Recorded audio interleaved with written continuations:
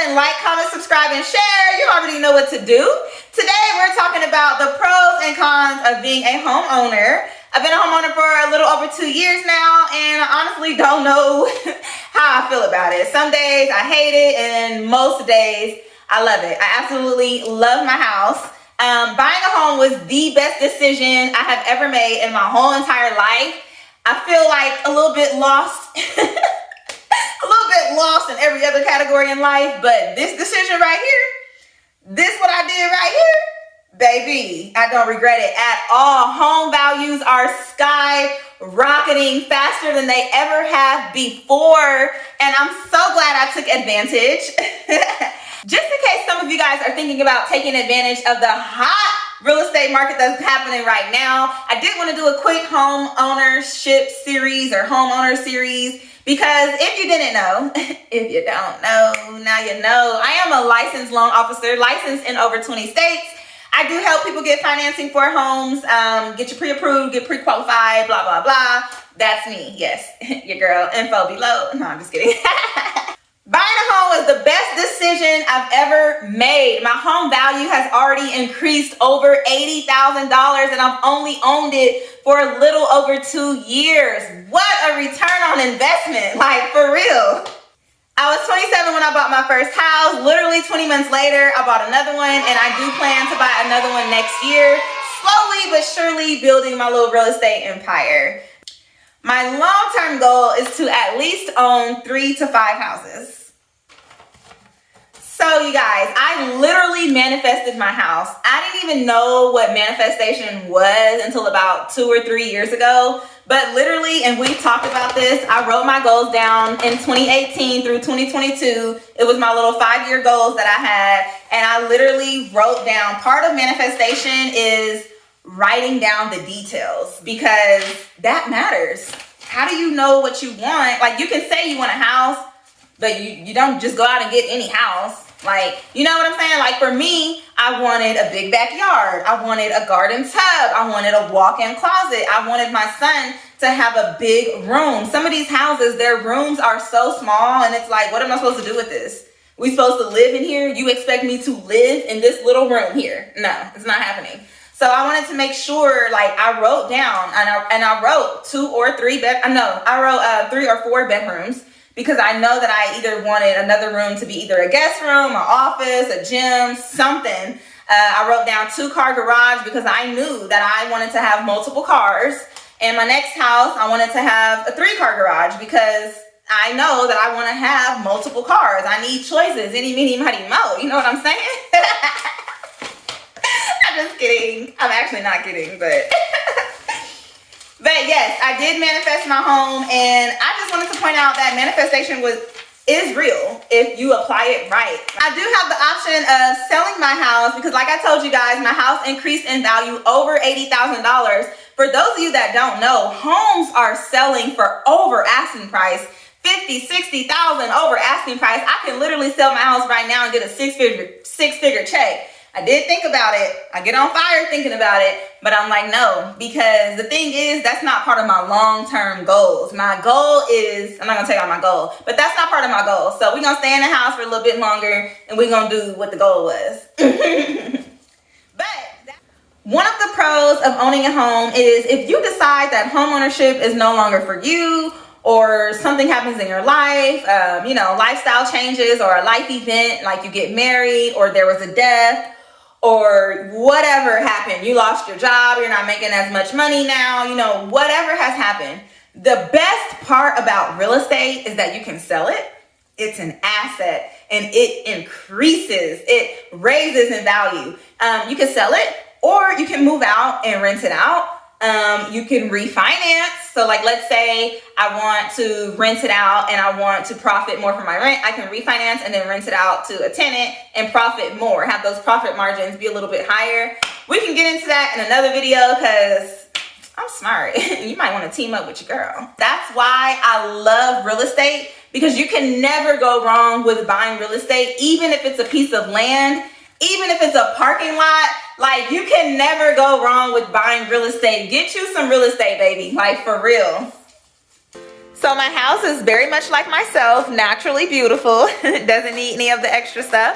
So it did take me over a year to decorate my home. People would come in and be like, your walls are so plain. Like if I lived here, I would paint this wall this color and this color. I'd have curtains down here and da da da. I like just never had a vision for the home. Like it's naturally beautiful. My home itself, without help, has so much character that I just never had a vision. So now it is slightly like a little bit decorated, just a little bit, not too much, but this is what we have for now. And then maybe if my vision changes later, you know, we'll fix that when the time comes.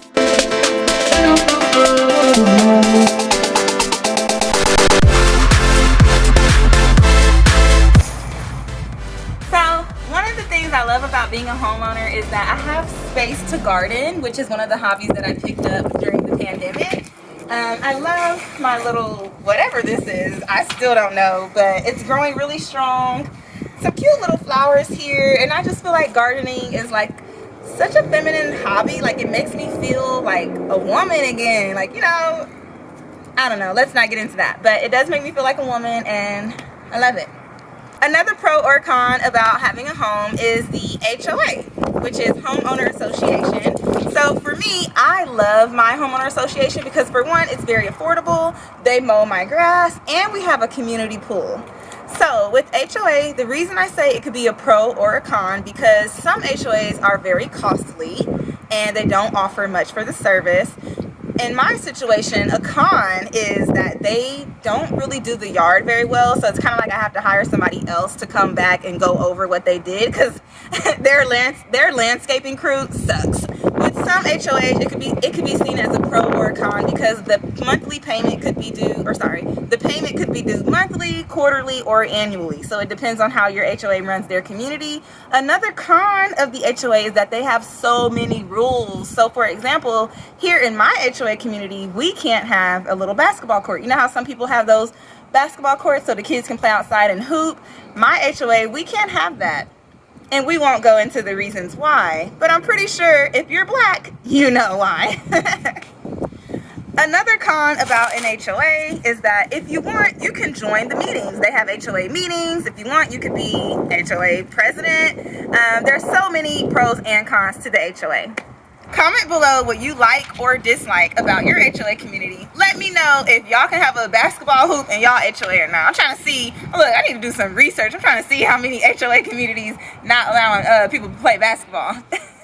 One of the cons of being a homeowner is that you better know how to fix shit. Get your ladder, get your toolbox, because the days of calling maintenance are over. Whoever you calling, they charging $100 just to come see what's wrong.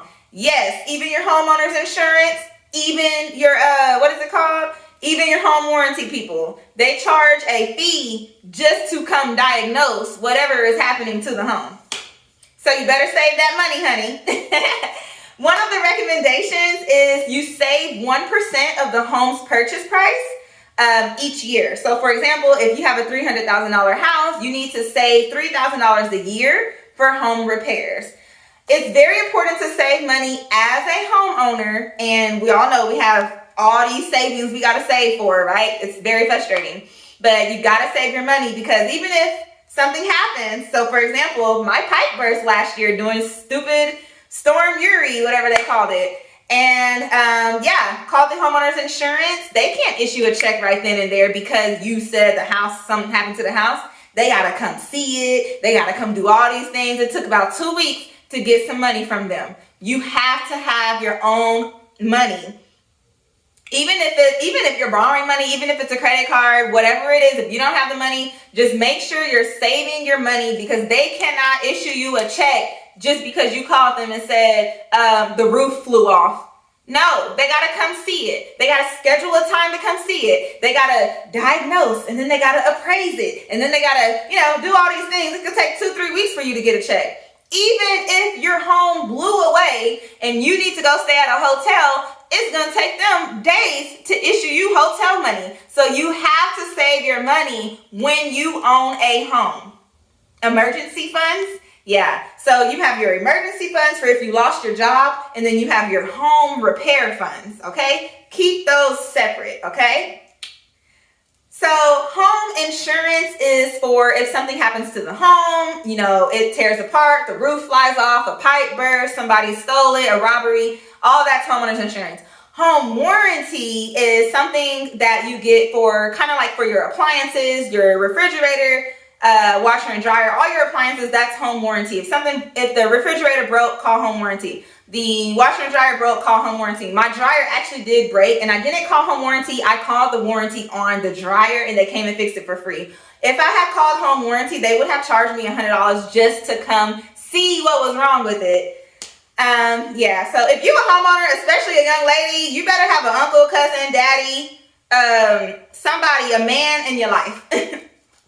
Another con about being a young woman homeowner is that when companies come out, they send their men to come out and fix something in your home. That man will try to take advantage of you. He will try to jack up the price if he doesn't see a man around to, negotiate price with him or to check to see if he's fixing something right. You know, it's the assumption that a woman doesn't know how to fix things. You know, one of my girlfriends told me when someone comes to fix her house, she's walking around, you know, pretending like she knows what he's doing so she can be like, you know, and she's asking questions. Oh, okay, so I need that tool next time. Oh, okay, so don't cut it off next time. Oh, okay, so run it through a little bit longer next time. You know, ask questions, make it seem like you know. Negotiate the price because they will. When I say take advantage of you, they gonna try to jack up that price. Oh, it costs $1,500 to fix. Oh, I'm looking online and I see the average price to fix is $800. Or play them. Call a guy friend on the line, your daddy, your uncle, whoever. Call a male, get a male voice, a strong male voice on the line and pretend, you know what I'm saying? Like you gotta play them back. They trying to come in your house and play you gotta play them back. Find a way. Another con about being a homeowner is the appliances. So apartments and anytime you're renting, they come with refrigerator, stove, that kind of things. Homes don't come with that. You have to buy your refrigerator, your stove, your washer and dryer, you know, all your appliances. So just keep that in mind and make sure when you're saving for a home, you're also saving or negotiating because sometimes the seller will give you your or their refrigerator. So you can negotiate that into the contract. It's done all the time. So if you don't have the money or you don't want to save the money or, you know, whatever. If you're liking this video so far, go ahead and like, comment, subscribe, and share. If you've made it this far into the video, you must be looking to buy a home soon. Let me help you get pre-approved. Call me. The next portion of this video, we're going to be talking about that good old monthly payment. One of the pros of becoming a homeowner is that good old monthly payment. The principal and interest does not change. Now, folks, we are all sitting in my office now, / workout room, / library. It's whatever I want it to be that day. A pro of home ownership. Extra room, extra space, whatever you want. All right, let's get serious because we have a lot to go over here. A pro to home ownership is that monthly payment. The principal and interest does not change for the life of the loan if you financed your home. You can finance your home for up to 30 years. So 5, 10, 15, 20, 29 years, 30 years, 15 years, 17 years, however long you want to finance your home, you can finance it to up to 30 years. Now I heard they're going up to 40 or 50. Most lenders, 30 years. Keep that in mind. Now, here's the trick. The con to home ownership is you have to have homeowner's insurance. Depending on the neighborhood you move in, you might have HOA. You might have a flood insurance if you live in a flood zone. And then you have property taxes. So property taxes could include city taxes, school taxes, and then you have your county taxes. So it's a lot to learn here. And that's why we are in my office. It's an office today. So the thing that could make your payment go up is your property taxes. Your property taxes could go up every year. The good thing about homeownership is that you can file for exemptions. If you are a disabled veteran or blind or have a disability or single or have children under the age of 13, the list is so long. There are so many reasons why you can file tax exemptions. Sorry, I'm getting my words mixed up here. But there's, like I said, you cannot go wrong when you buy real estate. There's ways you can get out of things. I promise you, I kid you not. One of the cons of being a homeowner is that if you can't make your payment, have no fear. There's forbearance, modifications, refinance, so many options. So modification is basically where you alter your payment to your current pay. Now, forbearance and modifications are the last thing you want to do to your mortgage because it can affect your credit. I do just want to put it out there that it is an option, okay? People need to know their options. You don't have to be kicked out of your house because you couldn't make a payment 1 month or because you lost your job. Call your company, let them know that you're going through a hardship, and they will help you. One of the pros to home ownership versus renting is that with home ownership, you have until the 15th to make your payment before it is considered late. If you make your payment after the 15th, it will be on your credit report. You cannot, or you may have trouble qualifying for another home. So those of us that's out here buying multiple homes, you have to make 12 on-time payments within the last 12 months. Maybe you might still get approved, but you don't even want to take that chance. It will affect your credit score. It will be on your credit for a long time. Make the payment, make the payment, make the payment. If you cannot make the payment, I'm letting y'all know it's just a fact that you do have until the 15th before it's considered late. Versus renting, you have between the 3rd. After the 3rd, it's late fee, late fee, late fee. But I don't recommend this at all, and I've never done it before. But it takes a bank a long time to foreclose on you, especially if you finance with a big bank like Wells Fargo or Bank of America. It takes them a long time to foreclose on you. So you could possibly go months without making your mortgage payment. I do not recommend this. I'm just letting you guys know the facts, okay? Another thing you can do is refinance the home. Refinance, there's rate and term, there's lots of refinances. We can't get into that because again, that's another video. But if you feel like your payment is too high or you came across a big lump sum of money like 20 G's, 100 G's, and you want to put that towards the principal payment of your house, you can refinance your house and make your monthly payment lower. If you want to lower the term or lower the monthly payment, or rates got lower, you want to lower your monthly payment, you can take advantage of that and refinance your home. The list goes on and on. One last thing I want to talk about when it comes to home ownership is we already went over that you can sell or you can do a home equity line of credit. The home equity line of credit, aka HELOC, is for repairs on the home. However, you are issued a credit card whenever you borrow the equity against your home, and you can use that for anything you want. It is literally a credit card. You can go shopping, you can go to Costa Rica, you can fix your home, you can buy your kids' uniforms, pay your son's tuition, whatever it is you need to do with that HELOC, or you can do a cash out refinance and borrow against the, cash out on your home. You do have to pay it back. I do want to make that clear. Even with the HELOC, you have to pay it back. It's not free money. Another thing with the HELOC that you can do, or cash out, whatever, it's best to do this kind of thing with the HELOC, is you can take the money out. You can borrow 25% of the equity you have in your home, and you can use that equity to buy other houses. The sky is literally the limit with real estate. I love it so much. I'm so passionate talking about it. That's why I wanted to do this video for you guys, because I feel like you guys just y'all need this information and you need it from the queen, okay? I really hope I was able to teach you guys something today. Comment below what you learned today, what I shedded some light on. Comment below what you liked about the video. I'm a licensed loan officer in over 20 states. I can get you pre-approved if you're in the market for buying a new home. You can follow me on social media, be my friend, like, comment, subscribe, and share. Y'all already know what to do.